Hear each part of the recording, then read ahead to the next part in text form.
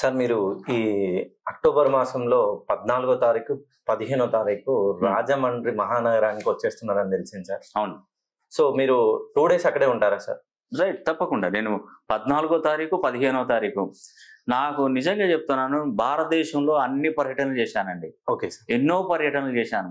కానీ రాజమండ్రి అనగానే మనస్సుకు ఎంత ప్రశాంతత అంటే అంత ప్రశాంతత ఉంటుంది. ఓకే. వాళ్ళు ఇచ్చేటువంటి గౌరవం కానీ, మర్యాద కానీ, నేను చెప్తుంటే వాళ్ళు వినే విధానం కానివ్వండి, నిజంగా ఒక్కొక్కసారి అనిపిస్తుంది నిజంగా రాజమండ్రిలోనే నా నివాసం ఏర్పరచుకోవాలి, అక్కడ వాళ్ళ సంబంధాలు కొనసాగించాలన్న ఒక ఫీల్ నాలో కలుగుతుందండి. ఓకే. నిజంగానండి, చాలా మంచి గొప్ప వ్యక్తులు, అభిమానం గల వ్యక్తులు, ఆదరించే వ్యక్తులు. నిజంగా నాకు రాజమండ్రికి వస్తేనే సంతోషం, చాలా సంతోషం కలుగుతుందండి.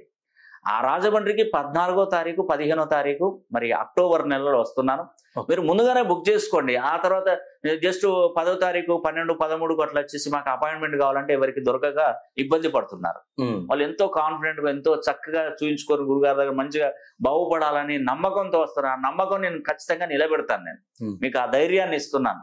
నేను చూసేటువంటి పద్ధతులు కూడా అన్ని చూస్తాను. Nameology, graphology, signaturology, pronology, Indian western numerology, Indian western astrology, ప్రశ్నశాస్త్రం, హస్తరేఖలు, గవ్వలు, తాళపత్ర, అన్ని పద్ధతుల ద్వారా కూడా పరిశీలన చేస్తానండి. ఒకటి చక్కగా మీరు 14, 15వ తారీఖు నేను రాజమండ్రికి వస్తున్నానంటే ముందుగానే బుక్ చేసుకోండి అపాయింట్మెంట్. ఓకే. స్లాట్ బుక్ చేసుకుంటే, ఎందుకంటే మీపై ఇంకెవరు రావడానికి ఉండదు. మీరు ఖచ్చితంగా ఆ రోజు ఇంకా నన్ను కలవచ్చండి. తప్పకుండా మీకు మంచి మేలు చేస్తాను.